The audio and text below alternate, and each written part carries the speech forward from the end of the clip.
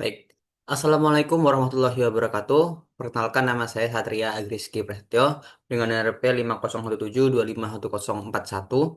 Saya dari Departemen Teknik Geofisika. Di sini saya akan menjelaskan terkait dengan chapter 21 yaitu membahas tentang sumber daya geologi. Pada video ini apa aja sih yang akan kita bahas? Jadi ada beberapa outline pembahasan yang akan kita bahas di chapter 21 ini. Yang pertama adalah hubungannya dengan sistem bumi seperti apa. Yang kedua, pengantar sumber daya energi. Ada batu bara, ada minyak bumi dan gas alam, metana, metana batu bara, metana, batu bara, minyak mentah, yaitu ada minyak berat dan minyak pasir. Lalu ada pasir minyak, batu minyak, lalu ada uranium dan energi, ada geotermal, sumber daya energi terbarukan, sumber daya logam, ada bahan tambang yang terbentuk melalui proses vulkanik, bahan tambang yang terbentuk melalui proses permukaan. Lalu ada pertambangan, lalu ada beberapa logam penting, lalu ada sumber daya non-logam seperti bahan bangunan. eh ini agak saya rapikan udah. Mulai dari bahan bangunan, pupuk dan endapan, lalu ada garam dan sumber daya non-logam lainnya. Gitu. Oke. Lalu juga ada perspektif manusia terkait dengan sumber daya energi, terutama sumber daya geologi, dan ada rangkuman serta ada pembahasan soal-soal pada chapter ini. Baik, kita akan langsung membahas tentang hubungannya dengan sistem bumi. Jadi, jika kita membahas tentang sumber daya geologi atau sumber daya yang ada di dalam bumi, itu eh, sebagian besar berasal dari hidrosfer atau memiliki kaitan dengan yang nama atau memiliki kaitan dengan hidrosfer atau air. Karena sebagai contoh, minyak bumi dan batu bara itu berasal dari organisme, yaitu tumbuhan dan juga eh, mikroorganisme yang dia itu hidup dan mati di air atau terendapkan di air seperti itu. Seperti minyak. Minyak itu berasal dari sisa makhluk organisme, mikroorganisme yang hidup di laut dan dia terendapkan. Yang kedua ada batu bara. Batu bara juga berasal dari vegetasi lebat yang tumbuh di rawa-rawa kuno. Dan kedua itu contohnya adalah bagian dari biosfer. Jadi ada hubungan antara hidrosfer dan juga biosfer. Hidrosfer dari air dan biosfer dari tumbuhan serta hewan-hewan tersebut. Lalu kita masuk ke perkenalan. Jadi sumber daya geologi itu memiliki peran yang sangat penting bagi kehidupan, terutama kehidupan manusia. Dan yang paling mendasar dari sumber daya geologi itu adalah tanah dan juga air. Sumber daya geologi sendiri itu dikelompokkan jadi tiga dalam kategori umum. Yang pertama ada sumber energi, yang kedua ada sumber logam, dan yang ketiga itu sumber bahan konstruksi non-logam. Jadi ada tiga sumber energi, sumber logam, dan sumber yang non-logam. Yang pertama adalah sumber daya energi, yaitu seperti minyak, lalu ada uranium, yang dimana dia itu menyediakan tenaga untuk menggerakkan dunia modern. Lalu yang kedua ada sumber daya logam. Contohnya seperti biji besi yang dia itu banyak membantu dalam berbagai teknologi. Sebagai contohnya ya untuk menghantarkan listrik atau mungkin berbagai bahan-bahan elektronik yang kita gunakan. Dan yang ketiga itu ada sumber daya non logam. Sumber daya non logam sendiri itu contohnya seperti bahan-bahan bangunan untuk membangun gedung, rumah, yang dimana membutuhkan kerikil, pasir dan sebagainya. Itu sumber daya non logam. Lalu kita akan membahas tentang sumber daya energi. Jadi eh, ada satu ilmu yang dia tuh memiliki bahasan khusus tentang energi dan transformasinya. Apakah itu? Jadi ilmu yang membahas tentang transformasi energi melalui alam itu disebut sebagai termodinamika dasar, di mana ada dua prinsip termodinamika. Yang pertama adalah energi itu tidak diciptakan atau dihancurkan, tapi dia itu hanya berubah bentuk dari suatu bentuk energi ke bentuk yang lain atau satu state to another state gitu. Dalam istilah manusia, eh, sebagai contohnya, jika kita mungkin kenal ketika kita di SD, SMP, atau SMA, mengenal yang namanya perubahan energi. Seperti energi listrik yang berubah menjadi energi panas, atau energi panas yang berubah menjadi listrik, dan sebagainya. Jadi energi itu tidak berkurang. Energi itu eh, tidak diciptakan atau dihancurkan, tapi dia hanya berubah bentuk. Dan yang kedua, itu adalah setiap kali transformasi energi terjadi, sebagian itu hilang atau dihamburkan. Jadi bukan hilang ya, tapi kata-kata yang lebih benarnya itu adalah dihamburkan ke lingkungan sekitarnya. Biasanya dalam bentuk panas, limbah, dan secara teoritis, sebenarnya energi-energi yang dihamburkan itu bisa digunakan kembali. Tetapi untuk mengumpulkan energi-energi tadi, itu dibutuhkan lebih banyak input energi. Dan itu tidak masuk akal secara ekonomi atau malah merugi seperti itu. Sebagai contoh mudahnya di sini tuh di buku ini dijelaskan melalui mesin mobil. Mesin mobil itu menggambarkan pembuangan energi dengan baik. Yang dimana motor itu tumbuh cukup panas saat dioperasikan untuk waktu yang sangat lama. Dan pada hari-hari musim dingin, sebenarnya panas yang dibuang oleh mobil itu tadi bisa digunakan untuk menghangatkan kompartemen yang ada di rumah atau seperti itu. Jadi kalau kita mendefinisikan ya, efisiensi itu hanyalah ukuran berapa banyak energi yang benar-benar digunakan untuk melakukan pekerjaan yang berguna versus energi yang dihamburkan ke lingkungan. Jadi semakin banyak energi yang dapat kita gunakan, itu akan semakin efisien. Dan semakin sedikit yang dihamburkan ke lingkungan juga semakin efisien. Tapi jika sebaliknya, energi yang kita gunakan itu hanya sedikit, tapi yang dihamburkan ke lingkungan itu banyak, maka itu tidak efisien. Seperti itu. Nah, kita akan masuk pembahasan ke sumber daya yang pertama. Sumber daya geologi yang pertama itu ada batu bara. Jadi, apa itu batu bara? Jadi, batu bara itu adalah batuan sedimen yang terbentuk dari pemadatan bahan tanaman yang belum sepenuhnya membusuk. Coba kita bayangkan di lingkungan pesisir yang berawa dalam suasana tropis. Sinar matahari itu akan menyaring melalui pepohonan yang tenang ke air yang gelap dan tergenang di bawahnya, memberikan energi untuk fotosintesis dan terjadi suatu eh, maaf. Jadi memberikan energi untuk fotosintesis untuk terjadi bahkan dalam bayang-bayang. Kurang dari 2% dari semua sinar matahari yang mengenai banyak daunan di hutan gerah ini sebenarnya mendorong reaksi fotosintesis. Jadi eh, ini ada reaksinya ya. Dari karbon dioksida dan H2O menjadi CH2O O2. Ini reaksi fotosintesis ya, maksud oksigen juga. Jadi dari air karbon dioksida atmosfer dari tanah bergabung di bawah sinar matahari untuk membuat selulosa dan jaringan tanaman lainnya melepaskan oksigen melalui respirasi tanaman. Tuh. Nah, batu bara sendiri, tahap awal pengembangannya itu dimulai sebagai tikar dari bahan tanaman yang padat, kenyal, lembab, dan tidak terkonsolidasi, yang dimana disebut sebagai gambut. Gambut, nah, ini adalah gambut ya, yang ada di sini. Ini adalah gambut. Apabila gambut ini kering, dia tuh bisa dibakar sebagai, bisa ya dibakar dan menjadi bahan bakar. Dan ini dilakukan di kerajaan Romawi kuno. Dengan pemadatan gambut, eh, gambut itu akan berubah jadi lignit padat, yaitu batu bara coklat, yang mungkin masih mengandung potongan kayu yang terlihat, dan lignit lembut dan sering hancur, karena dia tuh mengering di udara. Tapi dia bisa digunakan sebagai bahan bakar sebenarnya. Ini lapisan gambut yang dipotong dan dikeringkan. Ini ada di Pulau Mull, Skotlandia. Nah, batu bara itu ada dua. Ada batu bara sub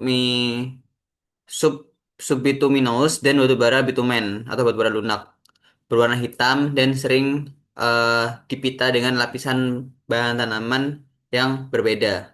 Ini di gambar 1.2. Ini batu bara yang tertanam dengan batu pasir. Jadi yang warna gelap ini ada batu baranya. Lalu ada antrasit atau batu bara yang keras. Kelas atau peringkat batu bara yang paling tertinggi memiliki energi matahari tersimpan paling terkonsentrasi dan sulit dinyalakan. Tetapi dia itu bebas debu dan tidak berasap. Jika batu bara diperas dan dipanaskan lebih jauh, molekul hidrokarbonnya itu akan terurai sama sekali dalam kondisi metamorf dan yang tersisa hanyalah karbon murni, yaitu grafit, bahan yang kita masukkan ke dalam timah pensil. Jadi kalau dimasukkan dalam suatu tabel, ini adalah varietas ranking dari batu bara sendiri. Ada pit, pit itu bukan, tapi di sini pit itu bukan benar-benar batu bara, tapi bisa disebut sebagai pre batu baranya atau sebelum jadi batu bara, itu disebut sebagai pit. Lalu ada lignit yang tadi cukup lunak, jadi batu bara yang barusan dikeringkan tadi ini disebut sebagai lignit, yang lembut dan sering hancur karena mengering di udara. Lalu ada submitous coal, submitous coal yang tadi dibahas, batu bara yang lunak itu. Lalu ada bituminous coal atau soft coal tadi, dan ada uh, hard coal atau yang disebut sebagai antrasit tadi. Dan antrasit ini yang paling tinggi ya ranknya. Dia tuh uh, approximate rata dari panas yang dibutuhkan tuh sangat tinggi seperti itu. Dan lapisan batu bara itu biasanya berlapis dengan batuan sedimen biasa, termasuk batu pasir dan serpih. Dan batu bara itu dilakukan dengan penambangan strip seperti pada gambar 21.3 ini. Ini adalah bentuk penambangan strip di mana dia itu menghapus total batuan dan vegetasi yang ada di atasnya ini. Jadi eh, di bagian atas batu bara, bagian atasnya itu dihilangkan. Jadi tidak ada vegetasi apapun di atasnya sehingga penambangan bisa berlangsung lebih mudah lah, selain seperti itu. Ini adalah penambangan batu bara, tambang strip batu bara di dekat Gillette, Wyoming. Bagian atasnya itu eh di sini nggak ada vegetasi sama sekali kan ya gitu. Jadi secara definisi, maaf, maksudnya penambangan secara strip yang dilakukan untuk batu bara ini itu adalah penambangan yang sangat berbahaya bagi lingkungan. Kenapa? Karena dia itu eh, menghancurkan tanah dan lapisan atas dan dia itu akan meninggalkan lubang terbuka yang harus diisi kembali dan ditanam kembali untuk mengekang erosi dan polusi air lebih lanjut. Tetapi sayangnya penambangan secara strip ini adalah satu-satunya cara yang sebagian besar pasokan batu bara dunia itu dapat ditambang dengan aman. Karena ini relatif aman ya penambangan strip karena para penambang pun tidak mengalami resiko seperti kejatuhan dan sebagainya. Cuman mungkin yang bisa menjadi berbahaya adalah ketika hujan, daerah penambangan strip itu menjadi daerah yang sangat mudah untuk tererosi karena tidak ada yang eh, mencekram tanahnya karena semua vegetasinya dihilangkan seperti itu. Dan ini juga bisa berakibat ketika penambangan itu sudah selesai, apabila pihak perusahaan tidak bertanggung jawab, maka akan dapat membahayakan daerah-daerah di sekitarnya juga. Seperti itu. Lalu di gambar 2.4, ini adalah jenis dari penambangan yang lainnya, yaitu tambang batu bara yang ada di bawah tanah. Nah, tambang batu bara bawah tanah ini memiliki resiko yang sangat tinggi. Kenapa? Karena para pekerja yang ada di penambangan bawah tanah ini sangat rawan mengalami yang namanya keruntuhan, seperti itu. Nah, jadi di buku ini digambarkan kalau misal penambangan bawah tanah atau batuan dalam ini sangat berbahaya karena lapisannya itu kan lemah ya, lapisan batu bara itu lemah dan konsentrasi tinggi gas yang dimana batu bara sendiri itu sangat mudah untuk terbakar seperti itu. Dan bahkan di Amerika Serikat sendiri dalam dekade sebelum Kongres mendirikan Biro Pertambangan AS pada tahun 1910 ada 2.000 orang yang meninggal dunia setiap tahun dalam kecelakaan penambangan batu bara di Amerika Serikat. Itu bisa diakibatkan karena runtuhnya dinding tambang, yang dimana runtuhnya dinding tambang itu menyumbang persentase yang sangat besar, yaitu 50% dari semua kecelakaan di ladang batu bara. Seperti itu. Oleh sebab itu, kebanyakan tambang batu bara itu menggunakan metode penambangan yang yaitu tambang strip seperti ini. Karena memang lebih aman bagi pekerjanya dan juga lebih mudah untuk dilakukan. Nah, eh, batu bara sebagai suatu sumber daya energi di sini itu memiliki peran untuk menjadi bahan bakar utama dalam peradaban industri. Jadi pada masa awal-awal atau pada masa revolusi industri ya, di 2 abad yang lalu, batu bara itu memiliki peran yang sangat penting. Dia menjadi bahan bakar utama dalam peradaban industri. Sampai orang itu eh, menemukan jumlah besar dia itu menjadi bahan bakar yang sangat penting dalam peradaban industri sampai akhirnya minyak itu ditemukan. Baru batu bara itu semakin berkurang penggunaannya digantikan oleh minyak yang dia itu lebih efisien seperti itu dan lebih bersih juga. Selain itu minyak itu juga lebih mudah diangkut ya karena dia liquid. Eh, oh ya, di sini kita juga perlu membedakan suatu ada istilah yaitu yang dinamakan dengan sumber daya dan juga cadangan. Sumber daya itu apa sih? Jadi sumber daya itu adalah istilah yang digunakan untuk menggambarkan jumlah total materi geologi tertentu yang berpotensi menarik ekonomi baik ditemukan atau tidak. Jadi kalau kita gambarkan dalam satu eh, tabel seperti ini ya. Jadi sumber daya ada pada warna abu-abu ini. Jadi sumber daya itu masih belum pasti ada atau tidaknya. Perlu dilakukan eh, research lebih lanjut untuk diketahui sumber daya ini. Dia belum jelas jumlahnya sebesar apa, dia potensinya seperti apa, itu masih belum jelas. Hanya sebagai sumber daya potensi saja seperti itu. Sedangkan cadangan dia itu sudah diketahui secara ekonomisnya. Dia diketahui berapa besarnya, banyaknya seberapa, itu adalah cadangan. Secara ekonomi sudah diketahui dan dia sudah ditemukan. Sedangkan sumber daya dia itu belum ditemukan dan belum diakui secara ekonomi seperti itu. eh Ketika sumber daya, misal nih di Indonesia itu ada banyak sekali potensi sumber daya, tapi cadangannya tidak sebanyak itu. Kenapa? Karena di sini di Indonesia sendiri sumber daya itu masih belum dilakukan riset lebih lanjut sehingga belum diketahui secara pasti berapa total jumlah yang ada atau belum terbukti, hanya masih berupa hipotesis atau sumber daya spekulatif ya, seperti itu. Tapi ketika itu sudah ditemukan, sudah dapat dihitung, bahkan sudah digali dan sebagainya, maka itu dapat disebut sebagai cadangan. Seperti itu. Oleh karena itu, kita itu perlu untuk melakukan research lebih banyak untuk membuka lahan-lahan yang perlu diekstrasi dan dapat meningkatkan adanya cadangan. Seperti itu.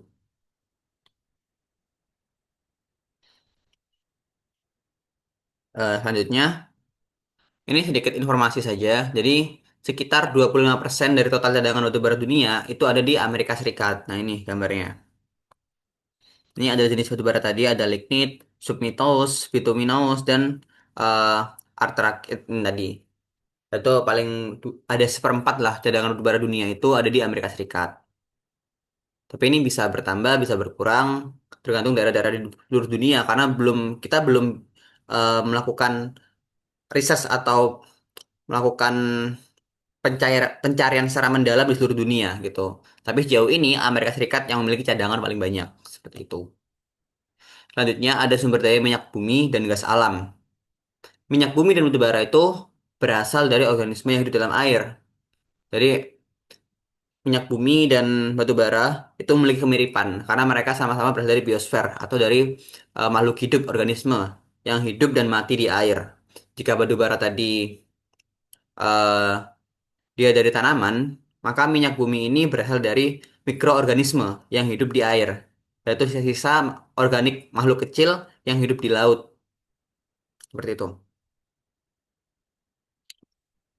Nah, eh, jadi tidak semua pantai itu memiliki kondisi optimal untuk mengkonsentrasi materi organik mati dengan cara ini. Jadi, eh, pada gambar 21.7 ini, itu digambarkan bagaimana sih proses pengendapan dari mikroorganisme itu, sehingga bisa tersebut bisa eh, mungkin akan menghasilkan minyak seperti itu.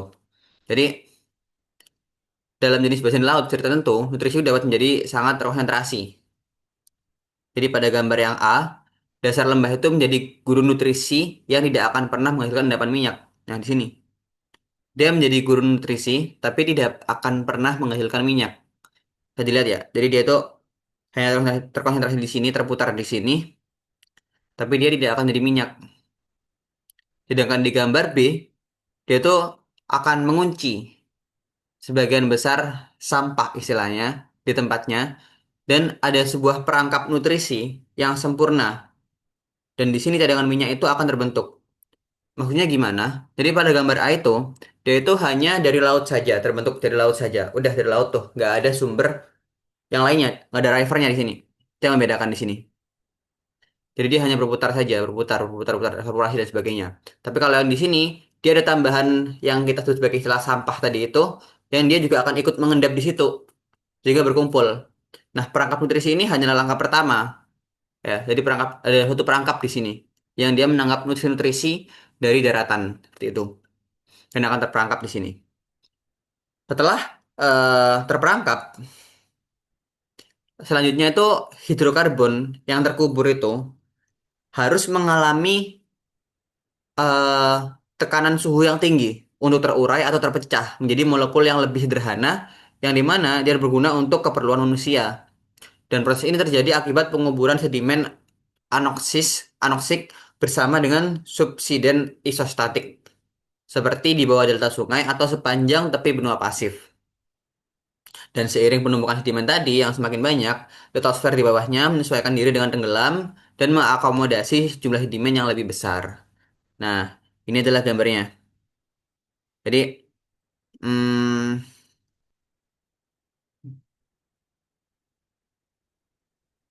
awalnya, hidrokarbon yang terkubur itu akan semakin terurai berkat aktivitas bakteri yang lapar.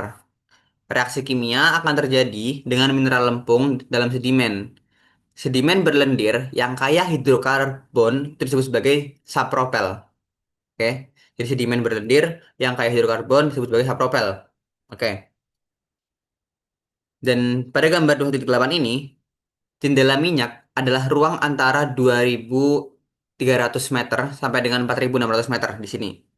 Itu adalah jendela minyak, di mana sapropel atau sedimen berlendir yang kaya akan hidrokarbon itu harus melewati untuk berubah menjadi minyak. Dia harus melewati lapisan ini untuk berubah menjadi minyak. Dan di bawahnya, di antara 4 di bawah 4.600 itu ada jendela minyaknya, jendela minyak atau petroleum window. Dan jelas tidak semua sapropel itu terpendam sedalam itu. Dalam beberapa kasus, beberapa sapropel itu mungkin akan terpendam terlalu dalam untuk menghasilkan apapun selain minyak tadi. Seperti itu. Dan nih. Dan di sini juga ada gas neutral, neutral gas di sini.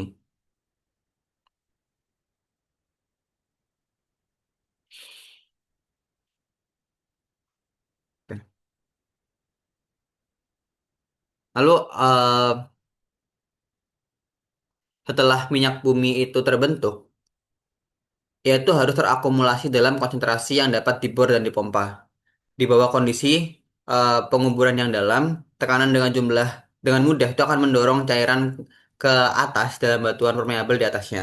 Dan cairan tersebut mungkin terus bermigrasi hingga ke permukaan untuk keluar dari bumi sebagai rembesan tar dan minyak atau brass.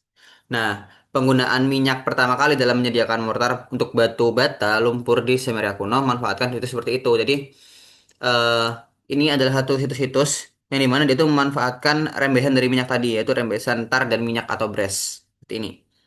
Ini rembesan. Jadi karena tekanannya terlalu kuat dari bawah menekan ke atas, sehingga minyak itu akan keluar. Seperti itu. Nah, ini adalah eh feature atau fitur ya dari sebuah reservoir minyak. Seperti itu. Kalau saya akan dipusarkan umumnya. Nah, di sini kita perlu mengetahui tiga fitur spesifik yang ada pada reservoir minyak atau petroleum reservoir. Yang pertama itu ada batuan sumber atau sapropel asli, seperti batuan minyak yang mengandung materi organik yang diubah menjadi minyak bumi. Ini ada reservoir rock, oil reservoir, water saturate rock, ada trap rock yang mengunci, ada natural gas atau gas alamnya, terus ada oilnya. Jadi sebenarnya hanya segini teman-teman. Nah, jadi ada trap rock. Trap rock itu adalah suatu batuan atau pengunci yang menahan minyak dan gas alam itu tetap ada di bawah bumi seperti itu, di bawah lapisan seperti itu. Di bawahnya itu ada gas alam dan ada eh, reservoir minyak di sini. Dan di bawahnya minyak itu ada air. Air juga ada reservoir, batu reservoirnya dan batuan asalnya. Yang dia itu menekan ke atas seperti itu. Sehingga minyak itu tekan gitu. Yang kedua ada batuan reservoir yang tadi disampaikan. Jadi biasanya batuan pasir atau kapur yang cukup permeabel dan poros untuk mengalirkan dan menyimpan minyak bumi saat migrasi ke permukaan. Dan yang ketiga itu ada perangkap struktural atau caprock tadi, batuan perangkap tadi, yang mencegah migrasi minyak bumi lebih lanjut ke atas. Lalu pada gambar 21-11 itu adalah jenis-jenis perangkap ya di sini. Nah, ini jenis-jenis perangkap yang ada pada minyak. Jadi mungkin zoom satu-satu ya biar lebih jelas. Yang pertama itu ada anti-clean. Jadi anti-clean itu ada bentuk N gitu, berbentuk seperti U terbalik, di mana susunannya seperti ini. Ada gas di bagian paling atas, ada oil, minyak, dan air. Mungkin kalau teman-teman bertanya kok bisa kayak gitu, kok bisa semuanya ini sebenarnya ketiganya itu seperti itu susunannya. Jadi gas, minyak baru air itu karena perbedaan massa jenisnya ya. Jadi karena massa jenis minyak itu lebih rendah daripada air, jadi dia di atasnya. Dan gas itu kan benda berwujud gas dan berwujud cair, jelas bahannya lebih berat yang berwujud cair ya. Makanya gas di atas sendiri. Lalu yang B ada normal fault atau batu patahan seperti ini, sehingga menyebabkan di bagian ketiaknya ini ada minyak dan gas alam. Lalu ada thrust fault, dia patahan juga tapi lebih bergelombang seperti ini. Ada dua reservoir di sini yang bisa diambil, reservoir yang bagian bawah ini dan bagian atasnya ini. Lalu yang ketiga ada sandstone lens seperti ini bentuknya. Lalu ada sandstone pin chord seperti ini, jadi lebih menyamping. Ada unconformity di sini, angular unconformity. Lalu ada rift atau small patch rift. Jadi ada rift core dan juga flank debris di sini. Dan diambilnya tuh di sini. Nah, yang titik-titik hitam ini adalah minyaknya. Dan juga ada salt dome. Salt dome itu kan ada satu intrusi di sini ya. Dan minyaknya itu ada di sekitar ketiak-ketiaknya. Itu.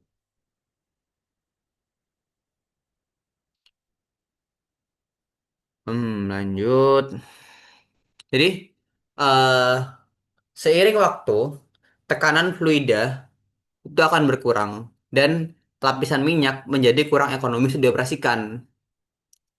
Minyak yang tersisa itu dapat dibersihkan dari tanah dengan membanjiri cadangan menggunakan air tanah yang disuntikkan. Nah, nanti air itu akan mendorong minyak ke depan di area sumur injeksi dan menuju sumber minyak untuk diangkat. Itu seperti apa maksudnya? Seperti ini. Jadi ketika minyak-minyak itu semakin sulit untuk diangkat karena mungkin dia akan menyebar dan sebagainya dan berkurang juga tekanannya, kita bisa membuat minyak itu semakin masuk ke dalam eh horseshoe ini pompanya dengan cara menyuntikkan air di sekitar reservoir tersebut seperti ini. Jadi air itu akan dimasukkan dari kanan dan kiri minyak sehingga eh, minyaknya itu akan terakumulasi di bagian pompanya seperti ini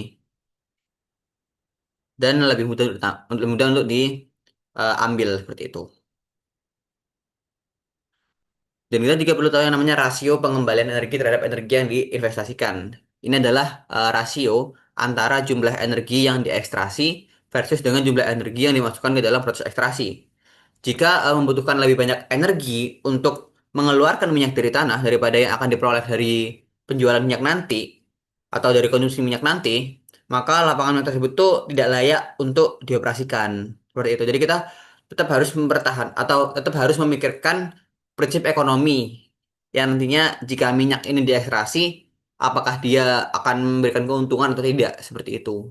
Jadi kita tidak bisa asal menembak, oh ini ada minyak kita tambang gitu seperti itu. Tapi kita harus memikirkan dulu kira-kira apabila minyak yang ditambang, apakah nantinya dia menguntungkan atau dia malah merugikan atau seperti apa seperti itu.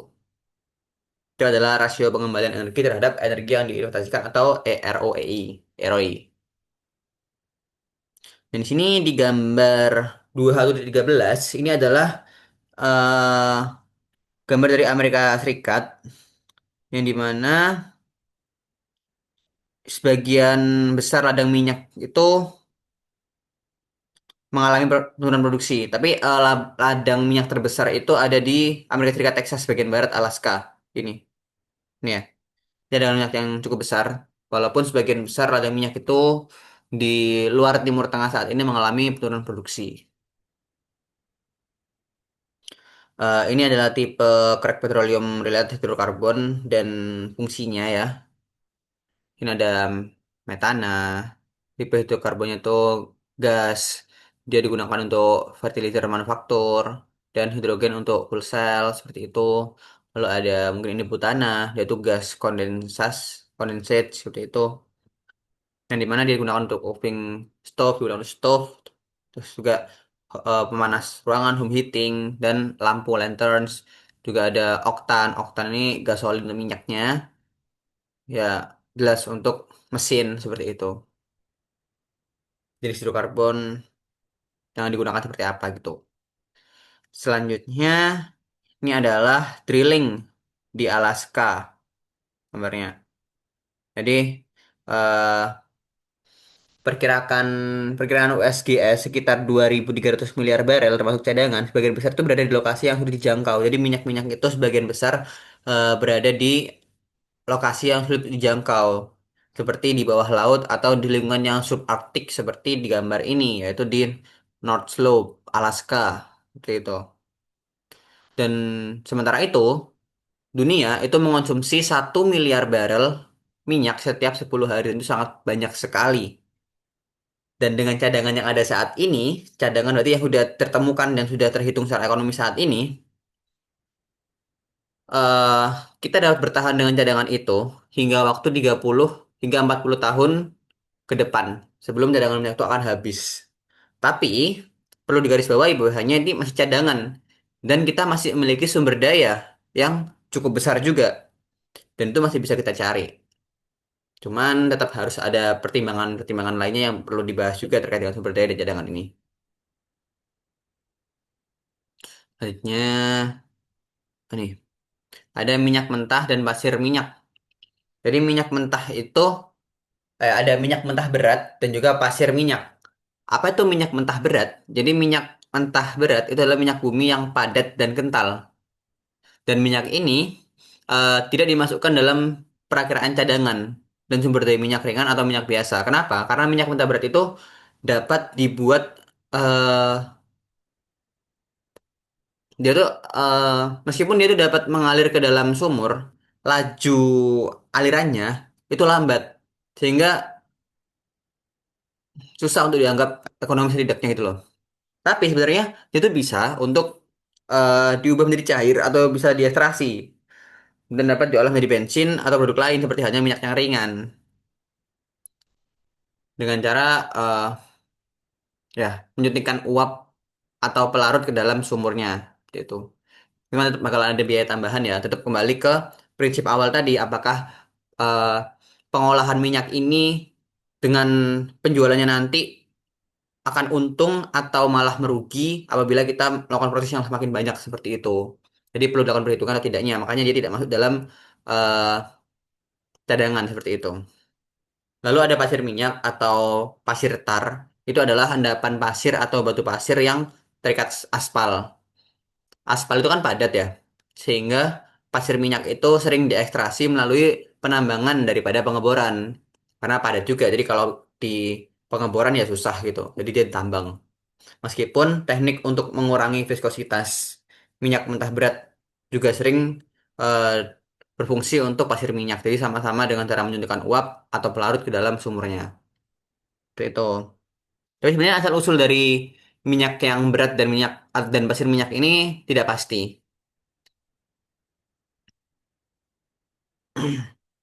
Lalu ada serpih minyak. Jadi serpih minyak itu apa? Serpih minyak itu adalah serpih hitam atau coklat dengan kandungan bahan organik padat yang tinggi yang darinya minyak itu dapat diekstraksi melalui distilasi. Serpih minyak itu terkenal banget di Amerika Serikat, yaitu formasi Green River yang mencakup lebih dari 40.000 kilometer persegi di Colorado, Wyoming, dan Utah. Dengan endapan setebal 650 meter. Ini ada di gambar 15 dan 16. Nah, ini dia. Ini adalah oil shale, serpisnya, oil sand, pasir minyaknya, dan high grade oil shale-nya itu ada di sini. Yang kuning oil shale, yang high grade mungkin agak buram ya, mohon maaf. Dan di gambar ini. Nah, ini adalah oil shale-nya, serpis minyaknya di sini, nambangnya. Yang dekat dengan rifle. Seperti itu. Dan serpent minyak itu serpent minyak dengan kadar relatif rendah di Montana itu mengandung 180 miliar barel minyak yang dapat digunakan dalam bentuk serpih yang seharusnya ekonomis untuk ditambang karena kandungan vanadium, nikel, dan zinc-nya sangat tinggi. Jadi oleh sebab itu, serpih minyak itu berpotensi dapat memasok minyak dalam jumlah besar di masa depan seiring menipisnya cadangan minyak bumi yang cair. Gitu. Tapi yang perlu digarisbawahi lagi, sekalipun serpih minyak tadi yang sangat menguntungkan tadi, penambangannya itu dapat menimbulkan masalah lingkungan. Jadi, selama distilasi, serpih itu mengembang sehingga menimbulkan masalah ruang dan serpih bekas itu dapat ditumpuk di lembah dan dipadatkan. Tetapi reklamasinya akan sangat merepotkan. Dibutuhkan air dengan jumlah yang besar, baik untuk distilasi maupun reklamasinya.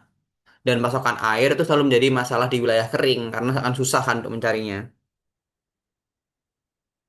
Dan teknik pemrosesan baru yang mengekstraksi minyak di tempat tanpa mengangkat cerpih ke permukaan pada akhirnya dapat membantu memecahkan beberapa masalah dan menurunkan kebutuhan airnya. Tapi tetap membutuhkan air ya pastinya. Lalu membakar serpih minyak yang retak dapat dilakukan dalam penggalian bawah tanah yang besar. Cuman itu bisa berakibat pada kebakaran yang sangat sulit untuk dikendalikan. Tapi juga ada usulan untuk memantaskan serpi dengan gelombang radio atau gelombang mikro, tapi masih belum tahu penelitian seperti apa ya. Selanjutnya itu ada uranium. Uranium ini adalah salah satu bahan utama yang penting dalam reaktor nuklir, ya. Dan sebagian uranium itu berada di saluran batu pasir yang mengandung fragmen tanaman. Jadi pada gambar 2015, uranium dapat diperoleh dari fosforit atau serpih sebagai produk sampingan atau opron penambangan lainnya. Jadi pada gambar maaf 15. Nah ini, dia itu salah satu bahan sampingan dari serpih ya, atau operan penambang lainnya. Dan penggunaan utama uranium saat ini adalah untuk menyediakan daya bagi reaktor nuklir pembangkit listrik. Meskipun uranium juga digunakan untuk membuat puluhan ribu hulu ledak nuklir selama Perang Dingin. Jadi, ada beberapa negara yang menggunakan uranium ini sebagai bahan bakar atau sebagai sumber energi listrik mereka. Contohnya seperti di eh, Prancis, di mana 75%-nya itu sudah menggunakan tenaga nuklir untuk membangkit listriknya. Dan di Amerika Serikat pun sudah sekitar 10%. Nah, ini adalah gambar dari basic design atau desain dasarnya reaktor nuklir ya. Dia itu akan memanaskan full rods ini di sini. Jadi sebenarnya fungsi uranium ini atau konsep utama, teori utama dari reaktor nuklir itu adalah dengan memanfaatkan panasnya sehingga panas itu dapat memutar spinning turbin ini dan menghasilkan listrik seperti itu. Jadi fungsi uranium itu akan memanaskan ya. Jadi kalau dalam penjelasan itu dia itu akan memanaskan, eh, ya, memanaskan dan panasnya nanti akan menguapkan air ya dan memutar turbin sehingga dan turbin yang terputar itu tadi akan dialirkan ke electrical generator atau generator listrik dan menghasilkan listrik seperti itu. Itu konsep utama dari eh, reaktor nuklir seperti itu. Tapi eh, terdapat masalah lingkungan yang sangat besar terkait dengan pembuangan batang bahan bakar setelah punya habis. Batang bahan bakar pada umumnya itu hanya memiliki masa sekitar 3 tahun dan nanti itu harus menjadi limbah kan. Dan limbah ini sangat berbahaya. Jadi perlu eh, diolah dan sebagainya. Tapi sebagian itu bisa menggunakannya untuk eh, senjata perang dan sebagainya gitu sih. Lalu selanjutnya ada tenaga panas bumi. tenaga panas bumi atau yang biasa kita kenal dengan geotermal. Ya, eh, dalam membahas tenaga panas bumi atau geotermal, penting untuk memahami perbedaan antara tenaga dan energi. Apa sih bedanya tenaga dan energi itu? Jadi, energi itu adalah kemampuan untuk melakukan kerja. Sedangkan tenaga adalah konsentrasi energi atau laju konsumsi energinya. Betul lagi, jadi energi itu kemampuan untuk melakukan kerjanya disebut energi. Kalau tenaga itu adalah konsentrasi energi yang dibutuhkan atau laju konsumsi energinya bagaimana. Seperti itu. Dan bumi sendiri itu memiliki sejumlah besar energi yang keluar setiap harinya. Bahkan di 10 kilometer teratas permukaan bumi di Amerika Serikat saja, terdapat energi yang setara dengan panas 1.000 triliun ton batu bara, yang dimana itu cukup untuk menghidupi kebutuhan negara selama 100.000 tahun. Sangat lama sekali, sangat besar sekali berarti. Tapi, eh, energi-energi tersebut terlalu tersebar, dan untuk dapat dieksploitasi dimanapun, untuk dieksploitasi itu, dia itu memerlukan suatu area seluas lapangan sepak bola dan itu hanya menghasilkan dayanya 60 watt hanya untuk menyalakan lampu 60 watt seperti itu, sangat kecil dengan lapangan yang sangat besar. Nah, tapi untungnya terdapat juga area dengan batuan yang luar biasa panas dan jenuh air di sekitar Pluton muda yang sedang mendinginkan, yang sedang mendingin, dan area vulkanik yang dapat dimanfaatkan untuk pengembangan energi karena suhunya panas. Jadi tidak perlu membangun area yang sangat banyak, yang sangat luas tadi, tapi kita tinggal mencari area-area yang dia itu memang memiliki batuan yang luar biasa panas. Seperti mana? Seperti di mana? Yaitu di area-area vulkanik contohnya. Yang di mana konsep dasar dari geothermal sendiri, dia itu akan mengubah air tanah menjadi uap dan nantinya akan dipompa hingga permukaan dan dia itu akan memutar turbin. Nah, konsepnya sama seperti nuklir tadi yang dia menggunakan yang membedakan dengan nuklir adalah nuklir itu menggunakan uranium untuk menghasilkan panasnya. Sedangkan geothermal dia memanfaatkan panas dari dalam bumi untuk eh, memompa uap air dan menggerakkan turbin. Seperti itu. Sama seperti uranium yang menggerakkan turbin juga dengan uapnya, geothermal juga seperti itu. Bedanya adalah asal-usul panasnya. Jika tenaga nuklir menggunakan uranium, maka geothermal menggunakan panas bumi. Seperti itu. Tapi sayangnya, energi panas bumi itu merupakan sumber daya yang agak rapuh. Kenapa?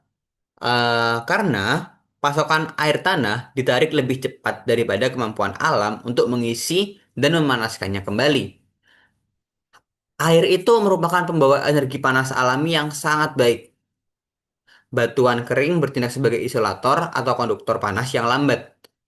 Air dapat disuntikkan ke dalam batuan panas dan kering, dan rekahan buatan pada batuan ini dapat menciptakan ruang reservoir untuk volume air yang cukup besar.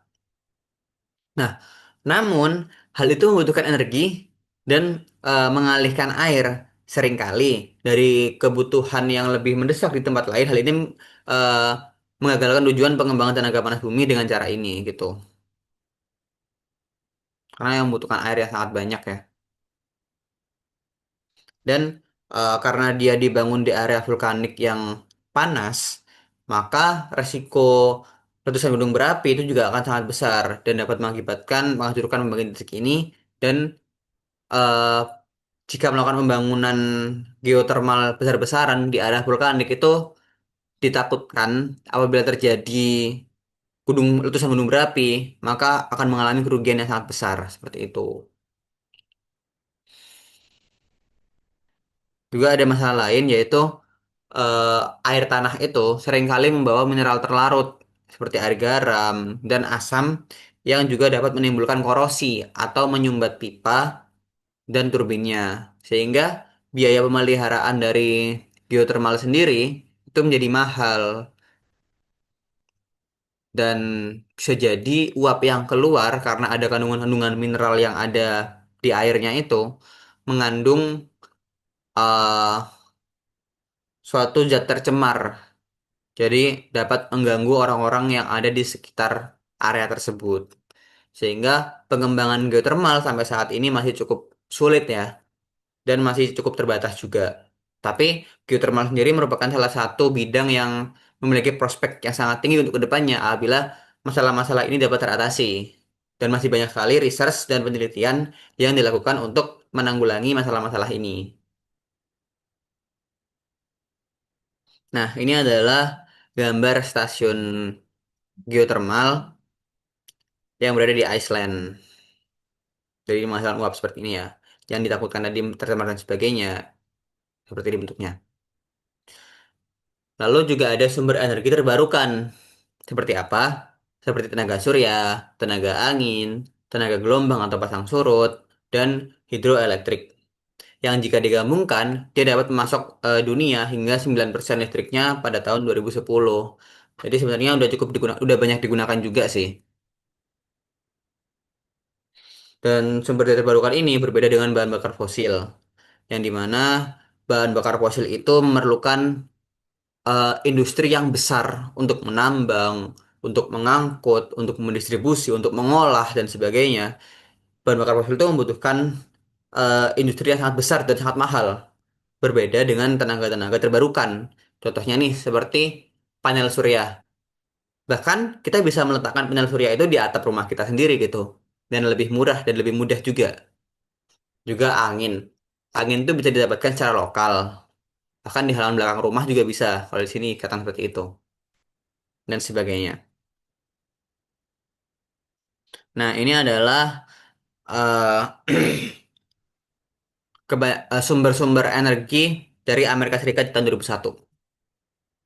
Kebanyakan minor source itu seperti geothermal, angin, solar itu tidak masuk ke dalam sumber energi di Amerika Serikat tahun 2001. Dan kebanyakan itu berasal dari oil atau minyak di nomor 1 41%. Lalu ada gas alam 25%, batu bara 23%, nuklir 9%, dan ada hidroelektrik 3%. Dan di bawah ini adalah konsep dari tidal power. Tidal power atau energi gelombang atau pasang surut yang bisa kita kenal itu. Nah, seperti ini. Ada powerhouse, jadi ketika air itu masuk dan air itu akan keluar, maka di sini akan memutarkan turbin ya, di sini, di barrage-nya. Dan akan menghasilkan listrik. Dan pembangkit listrik terbesar menggunakan tenaga pasang surut itu ada di Perancis. Menghasilkan eh, 320 megawatt dan cukup untuk memasok ratusan ribu pengguna. Tapi eh, di sini memerlukan biaya yang tinggi dan ada kekhawatiran juga dampaknya terhadap ikan, kehidupan burung, dan kesehatan ekosistem. Karena jelas dia akan merombak ekosistem yang ada di sekitar BI ini, sekitar pantai dan sebagainya. Itu. Lalu setelah kita membahas sumber daya energi, selanjutnya kita akan masuk ke topik subtopik yang kedua, yaitu sumber daya logam. Jadi sumber daya logam itu sangat dibutuhkan di industri modern seperti itu. Karena apa?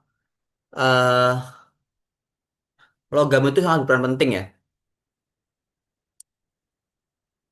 Dan kita bisa menganggap ada atau tidaknya suatu mineral atau batuan sebagai biji logam itu bergantung pada komposisi kimianya dan presentasi logam yang dapat diekstraksi dan nilai pasar logam tersebut. Berbagai macam proses geolog dapat mengakumulasi biji mulai dari pelapukan dan sedimentasi hingga pengendapan kristal jauh di dalam dapur magma. Ini ada tabel 213 yaitu jenis-jenis logam dan biji penyusunnya apa saja seperti aluminium, ada bauksit, ada krominium kromit, ada koper, derivatif koper dan kalosit, ada minyak dari native gold, ada iron dari hematit, lead, magnesium dan sebagainya, juga ada seng dari sphalerite seperti itu. Nggak ada komposisinya juga. Lalu pada tabel 2.4 ini adalah oh bentar ini dulu. Oh, ini dulu ya, 2.4. eh Some waste are deposit from, jadi beberapa biji itu terdeposit di mana gitu. Misal kristal yang terdeposit di magma yang mendingin itu akan menghasilkan kromium, platinum, besi dan sebagainya. Juga yang mungkin terkonsentrasi oleh cuaca dan air tanah, nanti ada aluminium, nikel, koper, silver, uranium, besi, magnesium, lead, tin dan merkuri dan sebagainya. Di sini dapat terlihat asalnya dari mana dan akan menghasilkan apa seperti itu.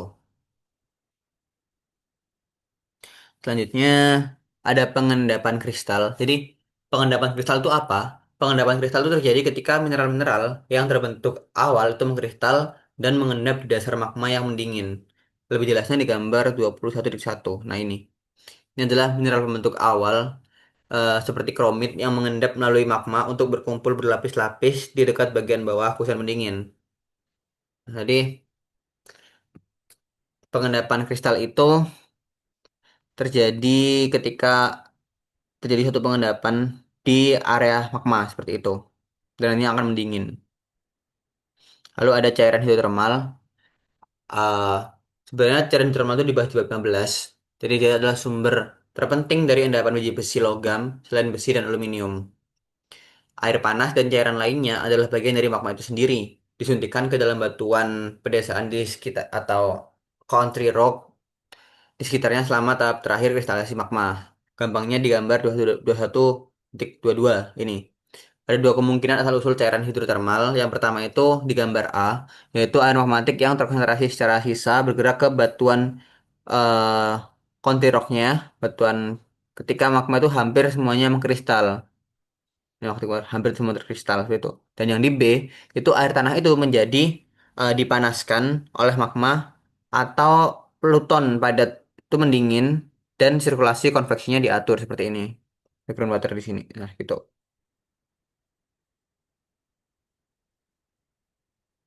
Dan ada empat ada empat jenis umum endapan biji hidrotermal, yaitu ada endapan metamorfik kontak, ada urat hidrotermal, endapan tersebar, dan endapan mata air panas.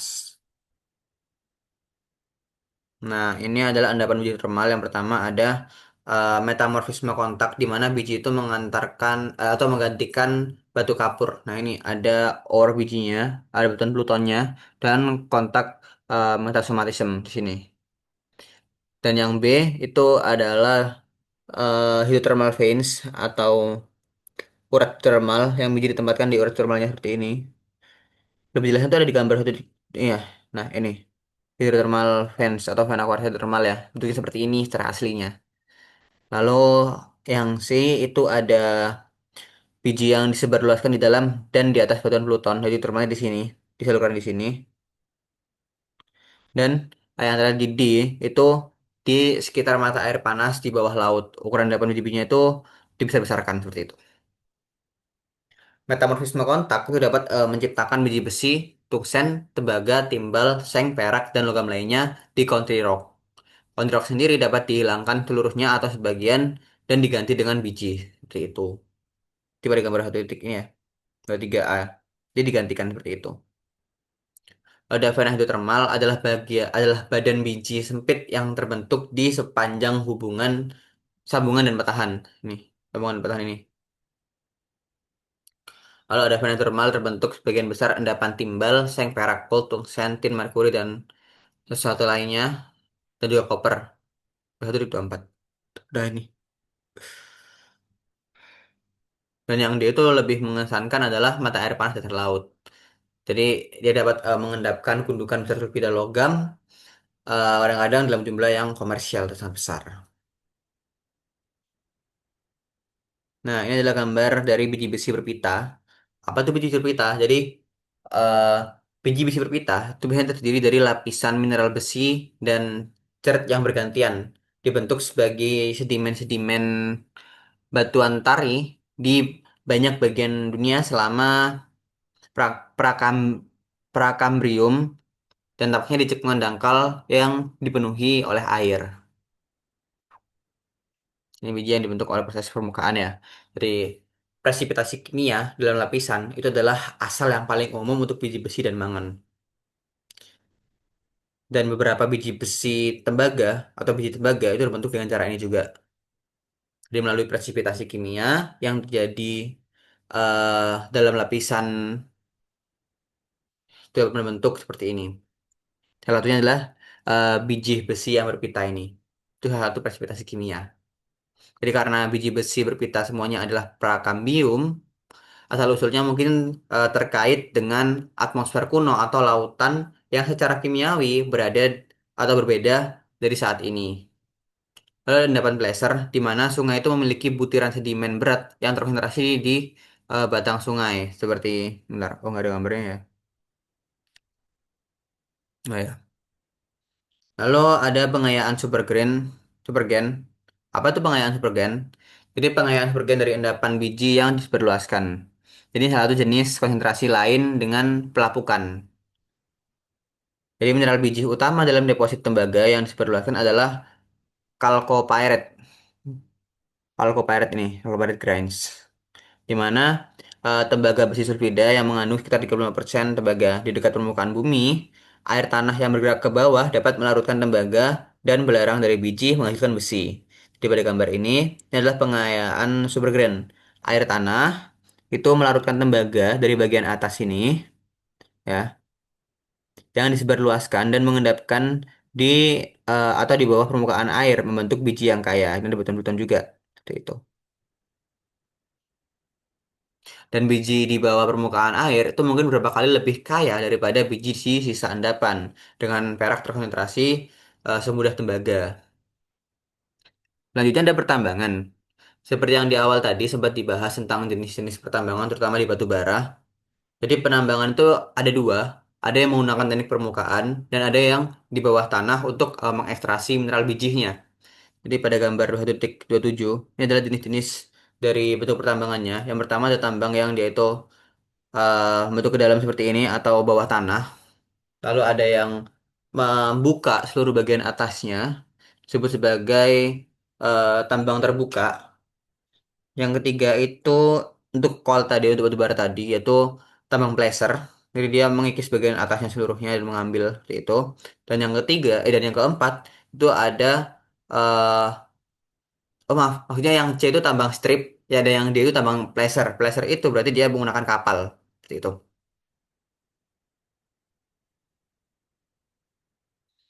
Dan penambangan batuan dasar biji biasanya meluas ke kedalaman yang jauh lebih besar daripada tambang batu bara biasa. Dan ini menghadirkan serangkaian tantangan tekniknya sendiri. Karena semakin luas jelas semakin sulit dan semakin banyak tantangannya. Sebagai contoh, tambang terdalam dunia itu di Afrika Selatan, yaitu membentang hingga kedalaman 1.500 sampai 2.500 meter. Dinding menjadi panas saat disentuh begitu dalam di bawah tanah dan eh, pemompaan udara dan air yang segar dan sejuk itu harus dilakukan untuk membuat kondisi kerja itu dapat toleransi karena jelas ketika di bawah tanah itu pasti akan sangat-sangat panas sekali, udara juga semakin minim, maka bagi pekerja sangat membutuhkan adanya udara dan air yang segar dan sejuknya tentunya. Nah, ini adalah desain tambang batuan bawah tanah ya, di dalam tanah seperti ini kurang lebih bentuknya. Jadi di sini ada beberapa pertimbangan dan faktor penting yang harus diketahui sebelum melakukan pertambangan seperti ini. Yang pertama itu ada geometri badan biji bawah tanah. Jadi kita harus tahu betul di mana letaknya sumber daya mineral di bawah tanah itu. Yang kedua itu ada keutuhan akan keselamatan. Dipastikan bangunan-bangunan itu harus memiliki konstruksi yang kuat dan mengutamakan keselamatan kerja dan keselamatan selama prosesnya. Dan yang ketiga itu kebutuhan untuk memaksimalkan keuntungan. Jelas karena sangat disayangkan jika kita menambang tapi tidak bisa memperoleh keuntungan yang baik. Maka perlu dilakukan perhitungan yang baik seperti di awal tadi yang disebutkan bahwasanya jangan sampai aktivitas penambangan ini malah menghabiskan biaya besar pada produksinya dan malah merugikan di penjualannya. Dan di sini terdiri atas beberapa bagian. Yang pertama itu ada eh shaft. Shaft itu adalah lubang secara vertikal ke bawah yang langsung ke permukaan. Dan juga ada Winches itu sama seperti shaft, cuman dia itu tidak tertutup ya. Jadi dia itu tidak langsung ke permukaan ya. Dengan yang shaft kan langsung ke permukaan. Lalu ada Adits dan Drift. Kalau Adits itu langsung ke permukaan, kalau yang Drift itu tidak ke permukaan ya. Seperti ini, sama seperti shaft dan Winches tadi. Cuman kalau yang Adits dan Drift ini secara horizontal. Lalu ada stop. Stop itu ketika suatu daerah ini memiliki banyak sekali konsentrasi mineral yang harus ditambang, maka tidak jarang dibentuk satu ruangan. Kalau tempat seperti ini. Dan harus dipastikan memiliki pondasi yang kuat. Lalu ada SAM ini ya biasanya diisi oleh air. Dan ada open pit sebagai udaranya juga.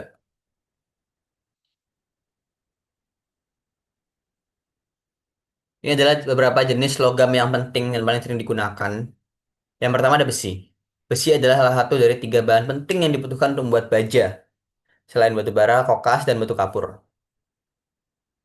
eh ini ada gambar beberapa lokasi biji besi logam yang eh disebutkan ya dalam teks tadi. Ada kita coba dari iron. Sebelah mana ya iron tuh ya? Itu besi itu. Nah, ini banyak sekali nih jenis-jenisnya. Nah, ini adalah tambang tembaga terbuka di Montrency, Arizona. Dan mineral besi utama itu adalah hematit dan magnetit. Yang dimana sebagian besar zat besi di Amerika Serikat itu berasal dari wilayah tersebut di sekitar Danau Superior. Di sekitar Danau Superior gitu. Yang kedua ada tembaga. Jadi sebagian besar biji tembaga itu adalah sulfida. Chalcopyrite adalah mineral biji tembaga yang paling penting. Jadi kalau di sini tembaga berarti kita cari tambang chalcopyrite-nya ya. Nah, kita bisa mencari mana ya? Lake Superior Iron District. Ya, tempatnya iron ya, besi tadi. Ini kebanyakan ada gold, chromium, copper, lead, zinc, silver, gold. Hmm, gitu. Kalau ada aluminium, aluminium itu bauksit ya, yang ini. Nah, bauksit yang terbentuk dalam kondisi pelabuhan tropis. Lalu ada timbal atau lead, dia penggunaannya digunakan untuk baterai. Lalu ada seng atau zinc yang banyak digunakan dalam industri dan penting untuk proses galvanasi serta pembuatan kuningan dan paduan lainnya. Lalu ada perak atau silver, dia digunakan untuk koin, peralatan makan, perhiasan, film di fotografi dan banyak produk lainnya dari perak atau silver. Lalu ada emas atau gold, ya juga sangat banyak sekali digunakan mulai dari koin, perhiasan, dekorasi, kedokteran dan banyak lainnya. Oh ya, dan di emas ini itu ada beberapa tahap ya untuk dapat dipisahkan dari sedimen lainnya. Yang pertama itu ada panning, yang kedua ada kotak pintu air seperti pada gambar ini. Kotak pintu air digunakan untuk memisahkan emas dan kerikil di Alaska. Dan yang ketiga itu ada penambangan hidrolik ini oleh ya secara hidrolik ya air ya berarti ya tekanan air. Dan ada lagi yang keempat yaitu alat penggalian terapung. Nah ini alat penggalian terapung seperti ini menggunakan kapal. Lalu ada logam-logam lain. Logam-logam lain itu ada kromium, nikel, kobalt, mangan, eh, molybdenum, tungsten, dan eh, vanadium. Semuanya itu penting dalam industri baja. Ya, seperti eh, timbal digunakan dalam timah las dan untuk melapisi baja pada kaleng timah, merkuri dalam termometer, magnesium dalam pesawat terbang, titanium, baja, tapi beratnya setengah dari baja, digunakan dalam pesawat terbang, platinum digunakan dalam konverter katalitik untuk membersihkan emisi kendaraan bermotor. Dan kita ke pembahasan yang subbab terakhir, yaitu sumber daya non logam. Setelah kita membahas energi, setelah kita membahas logam, sekarang kita akan membahas sumber daya non logam, yaitu adalah sumber daya yang tidak ditambang untuk mengekstraksi logam atau sebagai sumber energi. Jadi itu dia bukan logam dan bukan sebagai sumber energi, yaitu sumber daya non logam. Tapi dia itu untuk menggunakan batuan atau mineralnya apa adanya. Jadi udah kita gunakan sesuai dengan bentuknya seperti itu. Dia perlu diekstrasi atau diolah seperti apa seperti itu. Contohnya apa? Contohnya adalah kerikil, pasir untuk proses konstruksi, dan sejenisnya. Ya, kita bahas yang pertama ya, yaitu sebagai bahan bangunan itu ada pasir dan kerikil yang biasanya itu ditambang di tambang terbuka. Nah, ini adalah gambar dari tambang pasir dan kerikil ya. Biasanya disebut sebagai quarry ya. Kalau tambang batu itu disebut sebagai quarry.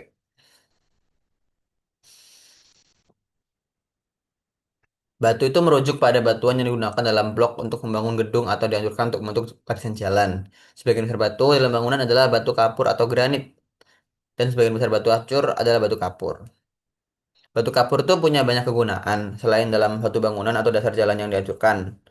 Semen yang digunakan dalam beton dan mortar dibuat dari batu kapur juga dan sangat penting bagi ekonomi industri.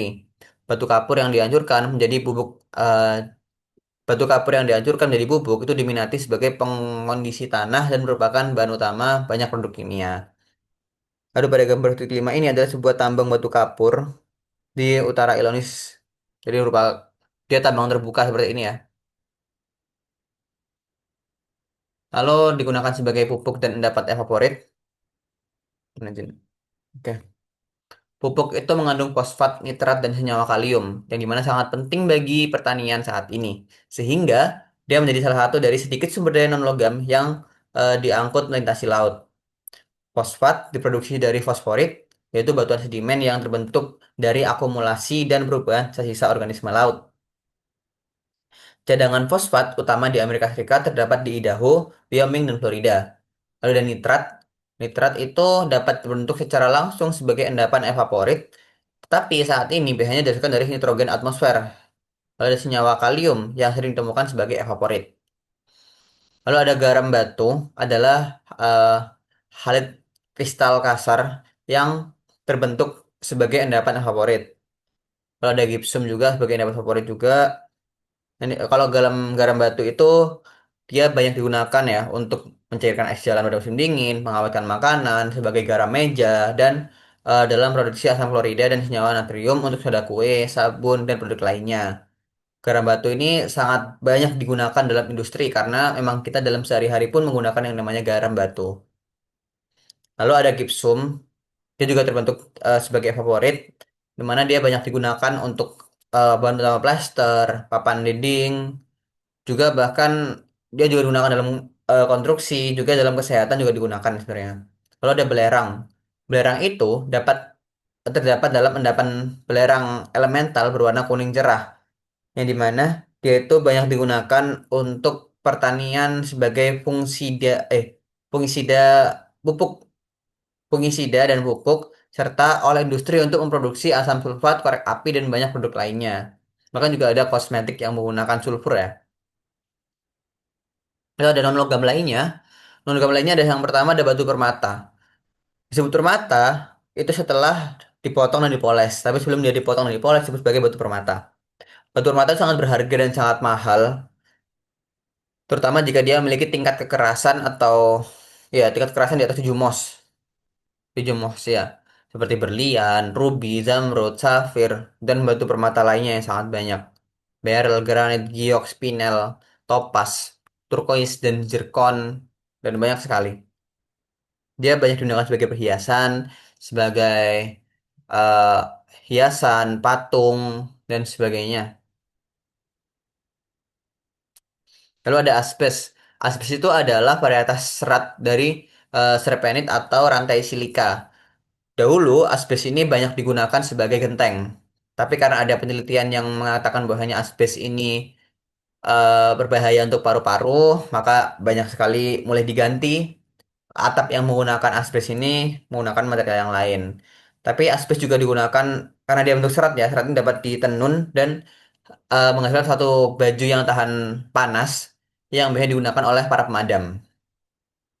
Lalu ada mika digunakan dalam isolator listrik, ada barit digunakan untuk membuat lumpur bor yang berat guna mencegah semburan minyak. Ada borat, endapan favorit yang mengandung boron digunakan dalam serat kaca, bahan pembersih dan keramik.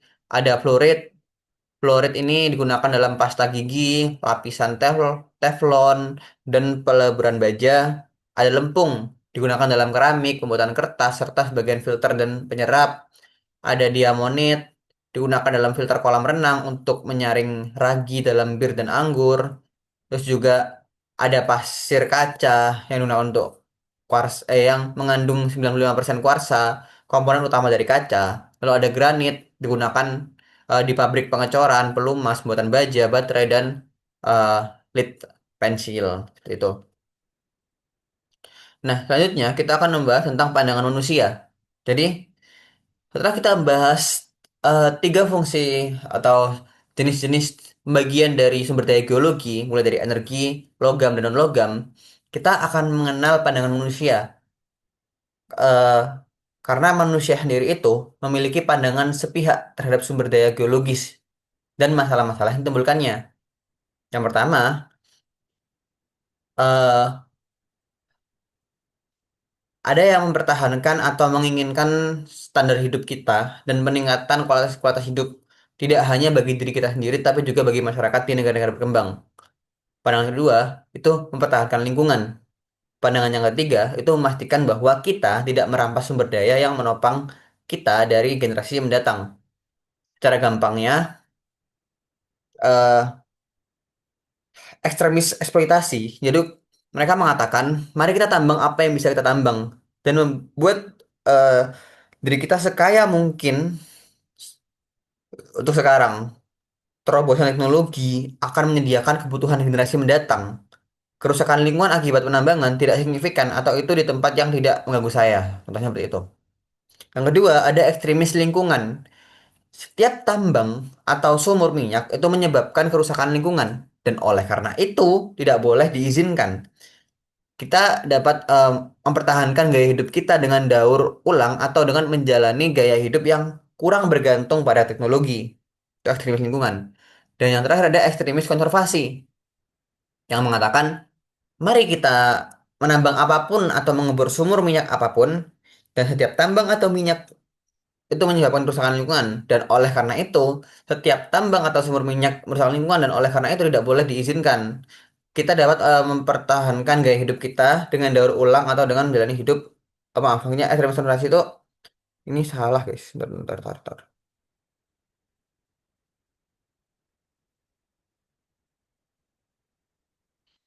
Ya, ini ya konservasi itu kita menambang apapun yang ada di budaya ini gitu.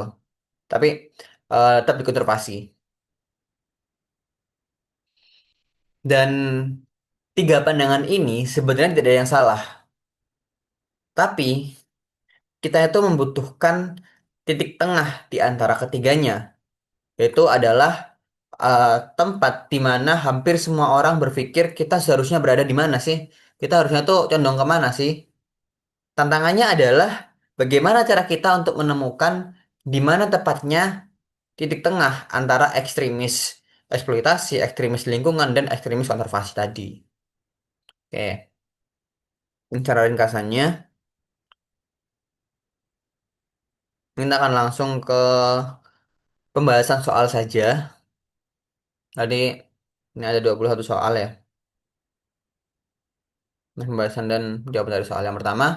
Sebutkan hukum pertama dan kedua dari termodinamika dan jelaskan mengapa keduanya penting dalam memahami kemampuan kita untuk mengekstraksi dan menggunakan sumber daya energi. Hukum pertama atau konservasi termodinamika menyatakan bahwa energi tidak diciptakan maupun dihancurkan.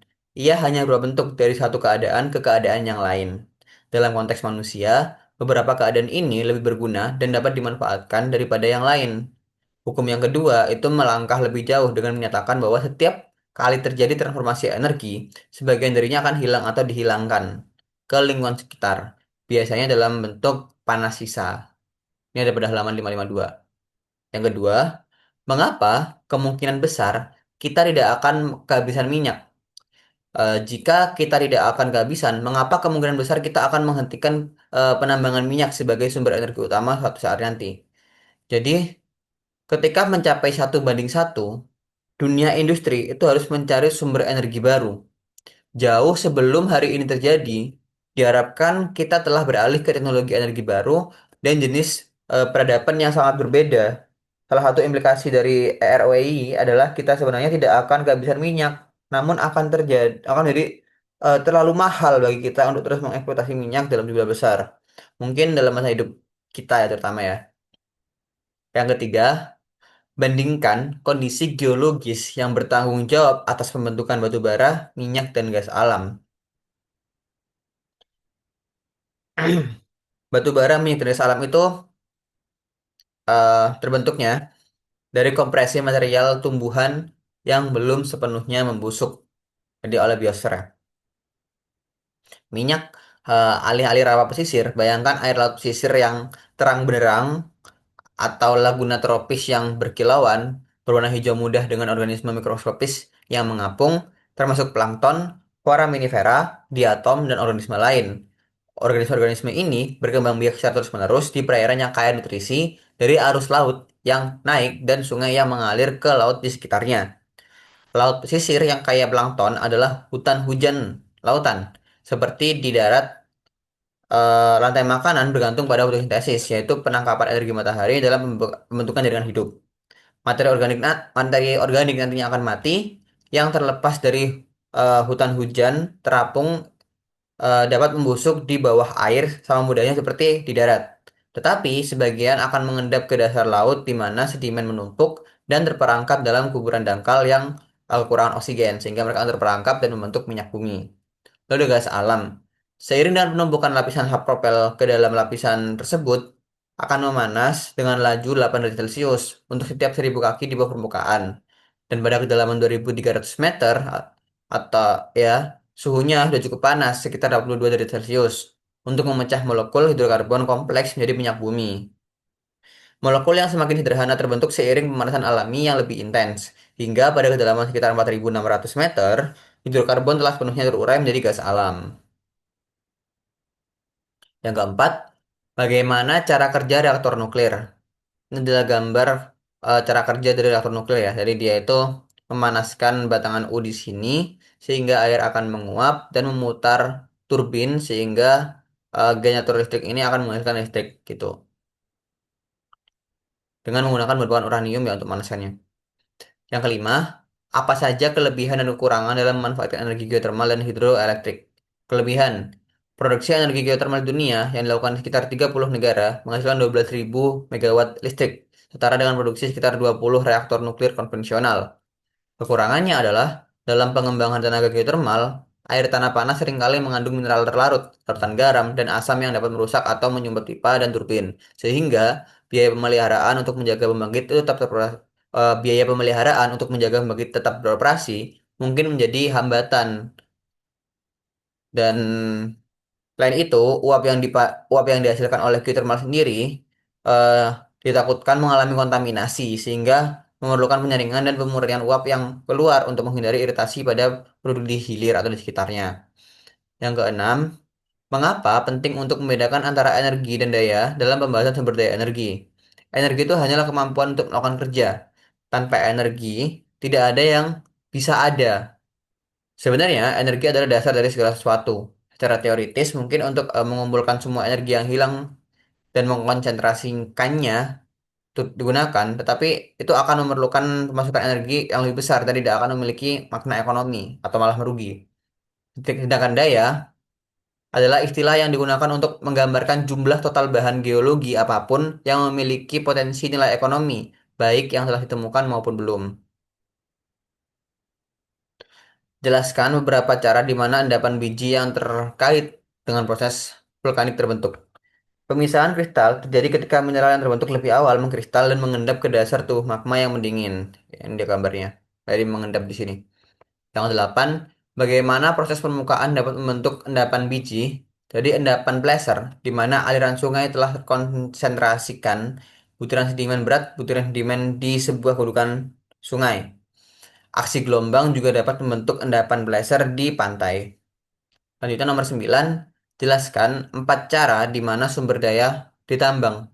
Yang pertama ada penambangan terbuka, yaitu penambangan secara besar-besaran area tanah dalam lapisan batu dangkal, dan dia menghilangkan bagian atasnya semuanya ya, jadi semua ditambang gitu. Seperti tambang batu bara, seperti tambang biji aluminium yang terbentuk di lapisan tanah yang tererosi di bawah kondisi tropis. Seringkali paling mudah diekstraksi dengan cara ini. Lalu ada penambangan bawah tanah, sini. Lalu ada penambangan dengan menggunakan eh tambang terbuka ya, buka juga di sini. Dan ada tambang placer. Diskusikan menggunakan diskusikan penggunaan umum untuk besi, tembaga, ekstraksi minyak, dan penambangan batu bara. Besi adalah salah satu dari tiga bahan utama yang diperlukan untuk membuat baja. Tembaga, eh, dia adalah satu bahan utama dalam pembuatan kabel dan peralatan listrik. Ekstraksi minyak itu pengembalian energi terhadap energi yang diinvestasikan. Ini adalah perbandingan antara jumlah energi yang diinvestasi. Lalu ada penambangan batu bara, penggunaan umum minyak ya, yaitu untuk bahan bakar yang jelas. Batu bara juga untuk bahan bakar. Dalam kondisi apa, air tanah dan energi geotermal dapat dianggap sebagai sumber daya terbarukan? Dalam keadaan apa, sumber daya ini tidak terbarukan? Secara spesifik, pasokan air tidak akan habis, tetapi kita mengambil air lebih cepat daripada laju perbaruan alaminya melalui curah hujan. Aliran permukaan atau infiltrasi air tanah menjadi sumber daya tidak terbarukan jika ekstraksinya berlebihan atau overdrafting. Air diambil lebih cepat daripada proses alami pengikisan ulang. Hal ini menyebabkan penurunan permukaan air tanah atau water table secara signifikan. Sedang kalau energi geotermal itu dianggap sebagai sumber daya terbarukan dalam kondisi tertentu. Jika panas bumi dan tanah tidak dapat terisi ulang dalam waktu berabad-abad atau ribuan tahun. Di beberapa tempat, tampaknya pasokan panas bumi tidak terbatas. Di daerah vulkanik aktif, di Islandia, intrusi magma yang dangkal yang seringkali terjadi akan mengembalikan panas ke kerak bumi. Dan aliran air yang cukup dapat memanaskan sumber daya yang berkelanjutan. Energi geotermal sendiri itu dianggap sebagai sumber energi tak terbarukan. Penurunan produksi di pembangkit listrik geotermal terbesar di dunia, itu di GRSG California, itu menunjukkan bahwa energi geotermal merupakan sumber daya yang relatif rapuh karena pasokan air tanah itu ditarik lebih cepat daripada kemampuan alam untuk memanaskan kembali dan mengisi ulangnya. 12. Apa saja batasan yang ada pada pengembangan luas energi surya, pasang surut, dan angin saat ini? Yang pertama, energi surya dan angin. Rasio pengembalian energi terhadap energi yang diinvestasikan atau RRI saat ini relatif rendah, sekitar 2 untuk angin dan kurang dari 1 untuk surya. Dan EURI-nya yang rendah ini sebagian karena biaya produksi per unit yang tinggi terkait dengan permintaan yang rendah. Lalu sumber energi ini adalah penggunaan energi yang relatif tidak efisien. 5-15% untuk surya, biasanya sekitar 20% untuk membangkit angin. Lalu ada tenaga pasang surut, biaya yang tinggi, lalu adanya kekhawatiran tentang dampak pada kehidupan ikan, burung, dan kesehatan ekosistem. Nomor 13, mengapa jumlah beberapa sumber daya lebih diketahui daripada yang lain? Jadi para geolog itu kurang yakin mengenai jumlah minyak bumi di dunia, karena minyak bumi itu tersebar secara luas di kerak bumi dan sulit untuk ditemukan secara pasti. Sebagai perbandingan, cadangan dan sumber daya batu bara dapat diprediksi dengan tingkat keyakinan yang lebih masuk akal. Ukuran total sumber daya uranium belum diketahui karena eksplorasi yang belum sempurna, serta penyebaran luas dari mineral yang mengandung uranium, bahkan dalam batuan biasanya seperti granit. Ya. 14. Manakah yang bukan jenis batuan? Jawabannya adalah gas alam. Dia adalah bentuk gas ya, bukan batuan. 15. Logam mana yang paling mungkin ditemukan dalam endapan biji yang terbentuk akibat pengendapan kristal? Itu ada kronium. Yang 16. Logam mana yang tidak akan ditemukan dalam urat thermal? Ada aluminium, dia nggak mungkin ditemukan. Bentuk batu bara, yaitu melalui kompresi bahan tanaman. 18. Penggunaan utama timah adalah dalam baterai. Faktor apa saja yang dapat meningkatkan cadangan sumber daya bumi? Yang pertama itu adalah penambangan sumber daya, penemuan baru, dan teknologi pertambangan. Nomor 20, penggunaan terbesar pasir dan kerikil adalah untuk konstruksi. Dan yang terakhir nomor 21, minyak terakumulasi ketika kondisi-kondisi berikut terpenuhi, yaitu pada batuan sumber tempat minyak terbentuk, batuan reservoir batuan reservoirnya permeabel, dan perangkap minyak yang tidak permeabel, seperti itu.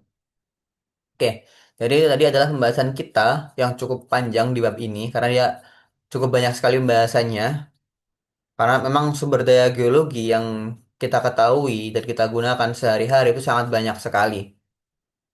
Mulai dari hal-hal yang paling sering kita sentuh, seperti handphone, itu juga membutuhkan logam yang sangat banyak, seperti gold, minyak, alumini, dan sebagainya, itu ada di HP kita, laptop.